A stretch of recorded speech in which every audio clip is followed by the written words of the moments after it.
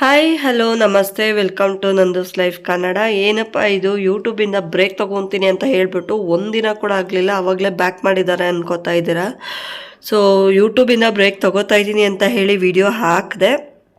ಆಮೇಲೆ ಮತ್ತು ನನ್ನ ಹತ್ರ ಒಂದು ವಿಡಿಯೋ ಇತ್ತು, ಒಂದು ಮಿಶೋದು, ಅದು ಕೂಡ ಅಪ್ಲೋಡ್ ಮಾಡಿದೆ. ನೆಕ್ಸ್ಟ್ ಡೇ ಅಷ್ಟೇ ನಾನು ರೆಸ್ಟ್ ಮಾಡಿದ್ದು.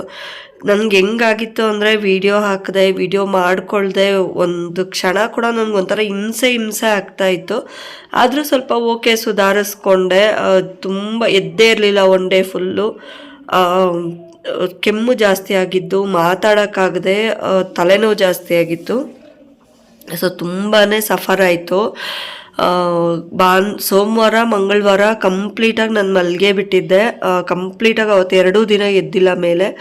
ಸೊ ಹಾಗೋ ಈಗೋ ಹಾಸ್ಪಿಟಲ್ಗೆ ಹೋಗಿ ಟ್ಯಾಬ್ಲೆಟ್ಸ್ ತೊಗೊಂಡು ಒಂಚೂರು ಪರವಾಗಿಲ್ಲ ಅನ್ನೋಷ್ಟರೊಳಗಾಗಿ ಹೆಂಗಾಗ್ತಿದೆ ಅಂದರೆ ಇವಾಗ ಮತ್ತೆ ಚಳಿ ಜ್ವರ ಬರುತ್ತೆ, ತಲೆನೋವು ಸ್ಟಾರ್ಟ್ ಆಗುತ್ತೆ. ಅಷ್ಟರೊಳಗಾಗಿ ಮತ್ತೆ ಟ್ಯಾಬ್ಲೆಟ್ ತೊಗೊಂಡ್ರೆ ಇದಾಗುತ್ತೆ.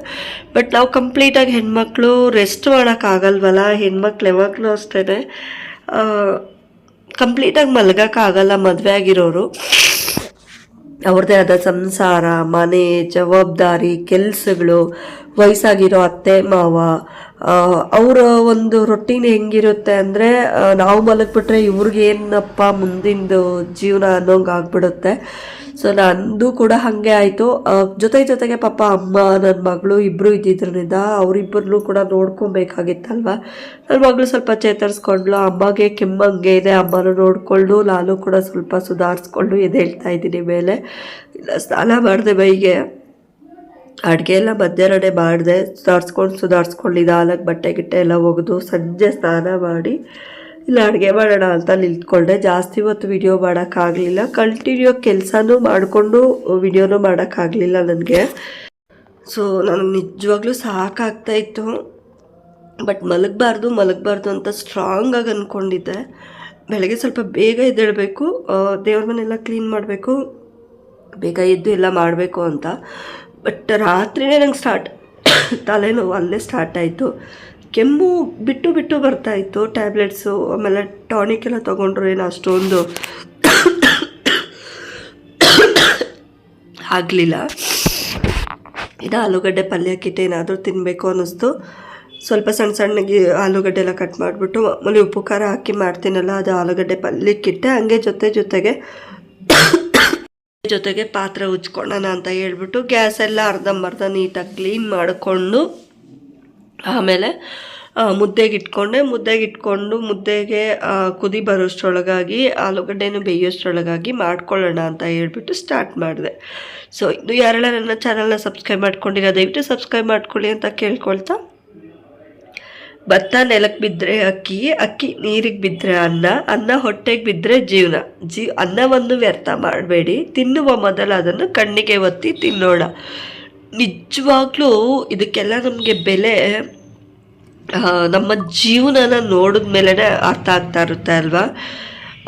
ಬೆಳೆಯೋರಿಗೆ ಅದು ಫಸ್ಟು ಇರಬೇಕಾದ್ರೆ ಸಸಿ, ಆಮೇಲೆ ಪೈರಾದಮೇಲೆ ಮೊಳಕೆ ಹೊಡೆದು ಭತ್ತ ಆದಮೇಲೆ ಅಕ್ಕಿ ಆದಮೇಲೆ ನಾವು ಅನ್ನ ಮಾಡಿದ್ರೆ ಅನ್ನ, ಗಂಜಿ ಮಾಡಿದ್ರೆ ಗಂಜಿ. ಎಷ್ಟು ಅರ್ಥ ಕೊಡುತ್ತೆ ಜೀವನನೇ ಇದು. ಊಟ ಅನ್ನ ಇಲ್ಲ ಅಂದರೆ ಜೀವನನೇ ಇಲ್ಲ, ಆ ಮನುಷ್ಯ ಬದುಕೋದು ಇಲ್ಲ. ಸೊ ಎಷ್ಟು ದಿನ ಅಂತ ನೀರು ಕುಡ್ಕೊಂಡಿರ್ತಾನೆ? ನೀರಿಲ್ಲ ಅಂದರೂ ಇಲ್ಲ, ಅನ್ನ ಇಲ್ಲ ಅಂದರೂ ಇಲ್ಲ. ಜೀವಕ್ಕೆ ಒಂದು ಶಕ್ತಿ ಬರಬೇಕು ಅಂದರೆ ಒಂದು ತುತ್ತಾದರೂ ಅನ್ನ ಬೀಳಲೇಬೇಕು ಅಂತ ಹೇಳ್ತಾರೆ. ಸೊ ಅನ್ನನ ದಯವಿಟ್ಟು ವ್ಯರ್ಥ ಮಾಡೋಕ್ಕೆ ಹೋಗಬೇಡಿ. ಇವಾಗಿನ ಜನ್ರೇಷನ್ಗೆ ಊಟದ ಬೆಲೆ ತುಂಬ ಜನಕ್ಕೆ ಗೊತ್ತಿಲ್ಲ ಅನ್ನೋದಕ್ಕಿಂತ ನಾವು ತಿಳಿಸ್ಕೊಟ್ಟಿಲ್ಲ ಅಂತಲೇ ಹೇಳ್ಬೋದು. ಯಾಕೆ ಅಂದರೆ ನಾವು ಜೀವನ ಅವ್ರಿಗೆ ತಿಳಿಸ್ಕೊಟ್ಟಿಲ್ಲ ಅಂದರೆ ನಾವು ಪಟ್ಟಿದ ಕಷ್ಟ ನಮ್ಮ ಮಕ್ಕಳು ಪಡಬಾರ್ದು, ನಾವು ಆದಂಗೆ ನಮ್ಮ ಮಕ್ಕಳು ಆಗಬಾರ್ದು.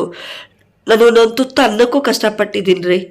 ನನ್ನ ಮಗನ ಆ ಥರ ಅನ್ನಕ್ಕೆ ಕಷ್ಟಪಡಬಾರ್ದು. ಅವ್ನು ಕೇಳಿದ್ದು ತಿನ್ನಲಿ, ಅವನು ಅವ್ನು ಹೆಂಗೆ ಬೇಕೋ ಹಂಗೆ ಬದುಕಲಿ ಈ ಥರ ಹೇಳ್ತಾರೆ ಕೆಲವರು. ನಿಜ, ನಾನು ಇಲ್ಲ ಅಂತ ಹೇಳಲ್ಲ. ಬಟ್ ಅವ್ರಿಗೆ ಕಷ್ಟ ಅನ್ನೋದು, ಊಟದ ಬೆಲೆ ಆದರೂ ಅವ್ರಿಗೆ ಗೊತ್ತಿರಬೇಕು. ಅದ್ರ ಬೆಲೆ ನಾವು ಯಾವಾಗ ಅವ್ರಿಗೆ ತಿಳಿಸಿ ಕೊಡ್ತೀವೋ ಆವಾಗ ನಾವು ಅನ್ನನ ಅವರು ವ್ಯರ್ಥ ಅನ್ನೋದು ಮಾಡೋದಿಲ್ಲ.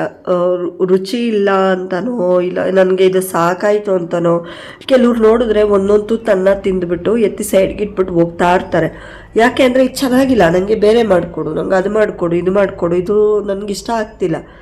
ಈ ಥರ ಎಲ್ಲ ನಮಗೆ ಇವಾಗ ಮಕ್ಕಳಲ್ಲಿ ನೋಡ್ತಾ ಇರ್ತೀವಿ. ನಂಗೆ ಅನ್ನ ಬೇಡ, ಬೇಳೆ ಸಾರು ಬೇಡ, ನಾನು ಇದನ್ನು ತಿನ್ನಲ್ಲ, ನಂಗೆ ಇದು ನೋಡಿದ್ರೆ ಆಗಲ್ಲ, ನಂಗೆ ನೂಡಲ್ಸ್ ಬೇಕು, ಅದು ಬೇಕು, ಇದು ಬೇಕು, ಬೇಳೆ ಸಾರ ಅಂತ ಈಗ ಎಷ್ಟು ಒಂಥರ ಇದ್ರಾಗ ಮಾತಾಡ್ತಾರೆ. ಸೊ ನಮಗೆಲ್ಲ ಹೆಂಗಾಗ್ತಿತ್ತು ಅಂದರೆ ಏನು ಹಾಕೋದು ಅದು ತಿನ್ಬಿಟ್ಟು ಹೋಗ್ತಾ ಇರಬೇಕು. 3 ಹೊತ್ತು ಮುದ್ದೆ ಹಾಕೋರು. ಹಳ್ಳಿಗಳಲ್ಲಿ ಇವಾಗ್ಲೂ ಮುದ್ದೆ ಹಾಕ್ತಾರೆ. 3 ಹೊತ್ತು ಮುದ್ದೆ ಹಾಕೋರು. ಬೆಳಗ್ಗೆ ಇದ್ದರೆ ಮುದ್ದೆ, ನೈಟ್ ಎದ್ದರೆ ನೈಟ್ ಮುದ್ದೆ. ನಾನು ಕೇಳ್ಕೊತಿದ್ದೆ ದೇವ್ರ, ನಮ್ಮಪ್ಪ ಎಲ್ಲಾದರೂ ಒಂದಿನ ಹೋಗ್ಬಿಡ್ಲಪ್ಪ, ನಾನು ಅನ್ನ ತಿನ್ನಬೇಕು ಅಂತ. ಅದು ಇವಾಗ ನನಗನ್ಸುತ್ತೆ ಹಾಕಿರೋ ಮುದ್ದೆನೇ, ಈ ಅನ್ನ ಹಾಕದೆ ಮುದ್ದೆನೇ ಚೆನ್ನಾಗಿ ತಿನ್ಸಿರೋದಕ್ಕೆ ಇವಾಗೂ ಕೂಡ ನಾನು ಅಷ್ಟು ಕೆಳಕ್ಕೆ ಬೀಳೋದಿಲ್ಲ. ಎಷ್ಟೇ ಜ್ವರ ಬಂದರೂ, ಎಷ್ಟೇ ಇದಾದರೂ ಜಾಸ್ತಿ ಸುಸ್ತಾಗಲ್ಲ ನನಗೆ. ಜಾಸ್ತಿ ನಾನು ಹಾಸಿಗೆ ಹಿಡಿಯಲ್ಲ. ಅಟ್ಲೀಸ್ಟ್ ನನ್ನ ಕೆಲಸ ನಾನು ಮಾಡ್ಕೊಳ್ಳೋಷ್ಟಾದರೂ ಎದ್ದು ಒಂದು ಪಾವ್ ಅಕ್ಕಿ ಇಕ್ಕಿ ಅನ್ನ ಮಾಡೋಷ್ಟಾದರೂ ಸ್ಟ್ರಾಂಗ್ ಇದ್ದೀನಿ ನಾನು.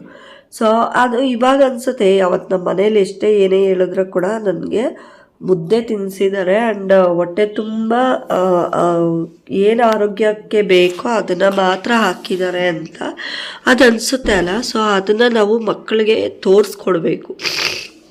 ಜೆಮ್ಸ್ ಫುಡ್ಡಿಂದ ಏನೂ ಬರೋದಿಲ್ಲ, ಕಾಯಿಲೆಗಳು ಬರುತ್ತೆ. ಸೊ ನಾವು ಹೊಟ್ಟೆ ತುಂಬ ಅನ್ನ ತಿನ್ನಬೇಕು, ಮುದ್ದೆ ತಿಂದಿಲ್ಲ ಅಂದರೂ ಅನ್ನ ತಿನ್ನಬೇಕು, ಮನೆಯಲ್ಲಿ ಊಟನೇ ತಿನ್ನಬೇಕು ಅಂತ ಹೇಳಿಕೊಟ್ರೆ ಯಾವುದೇ ಮಕ್ಕಳು ಅಷ್ಟೇ ಆಚೆ ಫುಡ್ಗೆ ಹೋಗಿ ಆಸೆ ಪಡಲ್ಲ ಆ್ಯಂಡ್ ವೇಸ್ಟ್ ಮಾಡೋದಿಲ್ಲ. ಸೊ ಕೆಲವೊಂದು ಕಡೆ ಹೋಗಿ ನೋಡಿದ್ರೆ ತುಂಬ, ಇವಾಗ ನಾವು ಹೋಟ್ಲ ಇಟ್ಟಿದ್ದೀವಲ್ಲ, ಟಿಫನ್ ಸೆಂಟರ್, ತುಂಬ ಜನ 4 ಇಡ್ಲಿ ಹಾಕ್ಕೊಂಡು 3 ಇಡ್ಲಿ ತಿಂದ್ಬಿಟ್ಟು 1 ಇಡ್ಲಿ ಬಿಟ್ಬಿಡ್ತಾರೆ, ಇಲ್ಲ 1 ಇಡ್ಲಿ ತಿಂದ್ಬಿಟ್ಟು 3 ಇಡ್ಲಿ ಬಿಟ್ಬಿಡ್ತಾರೆ. ಇಲ್ಲ ಅಂದರೆ ಅನ್ನನ 1-2 ತುತ್ತು ಕೂಡ ತಿಂದಿರೋದಿಲ್ಲ, ಅಲ್ಲೇ ಬಿಟ್ಬಿಟ್ಟು ಹೋಗ್ಬಿಟ್ಟಿರ್ತಾರೆ. ಏನೋ ಅವ್ರಿಗೆ ಗೊತ್ತಿರೋದಿಲ್ಲ. ಸೊ ನಮ್ಗೆ ಅವಾಗ ಅನಿಸುತ್ತೆ, ಈ ಥರ ಊಟನ ಸುಮಾರು ಜನ ಒಂದೊಂದು ಟೈಮ್ ಕೇಳ್ಕೊಂಬರ್ತಾರೆ, ಒಂದು ಹೊತ್ತು ಊಟ ಕೊಡಿ ಅಂತ. ಅವಾಗ ನಾನು ಎಷ್ಟೋ ಸತಿ ಊಟ ಕೂಡ ಕೊಟ್ಬಿಡ್ತೀನಿ.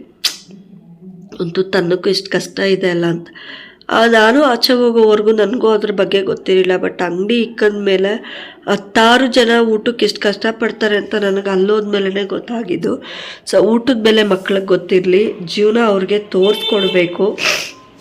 ಸೊ ಇವತ್ತಿನ ರೊಟೀನ್ ಇಷ್ಟೇ. ನಂಗೆ ಹುಷಾರಿಲ್ಲ ಅಂದರೆ ಕೂಡ ವಿಡಿಯೋ ಮಾಡಿದ್ದೀನಿ, ಬಟ್ ನನಗೆ ಯೂಟ್ಯೂಬ್ ವಿಡಿಯೋಸ್ ಹಾಕದೆ ಇರೋಕ್ಕಾಗ್ತಿಲ್ಲ. ಇನ್ನೂ ಯಾರೆಲ್ಲ ನನ್ನ ಚಾನಲ್ನ ಸಬ್ಸ್ಕ್ರೈಬ್ ಮಾಡ್ಕೊಂಡಿಲ್ಲ, ದಯವಿಟ್ಟು ಸಬ್ಸ್ಕ್ರೈಬ್ ಮಾಡ್ಕೊಳ್ಳಿ ಅಂತ ಕೇಳ್ಕೊಳ್ತಾ, ಡೈಲಿ ವ್ಲಾಗ್ ಹಾಗೆ ರೊಟೀನ್ಗೆ ನನ್ನ ಚಾನಲ್ನ ಸಬ್ಸ್ಕ್ರೈಬ್ ಮಾಡ್ಕೊಳ್ಳಿ, ಹಾಗೆ ನನ್ನ ವಿಡಿಯೋನ ಫಾಲೋ ಮಾಡಿ ಅಂತ ಕೇಳ್ಕೊಳ್ತಾ ಇಲ್ಲಿಗೆ ಮುಗಿಸ್ತೀನಿ. Thank you so much.